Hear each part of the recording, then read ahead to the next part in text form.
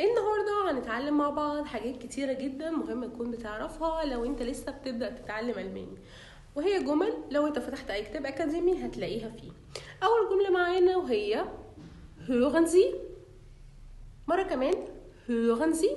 يعني ايه hören Sie؟ يعني اسمع. تاني حاجة sehen Sie an. sehen Sie an يعني ايه؟ يعني شوف. رقم 3 kreuzen Sie an.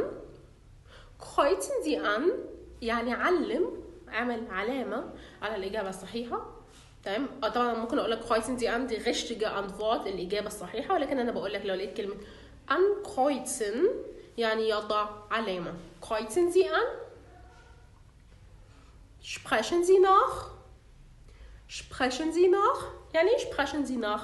يعني كرر الكلام ورايا. nach sprechen يعني يكرر. خلي بالك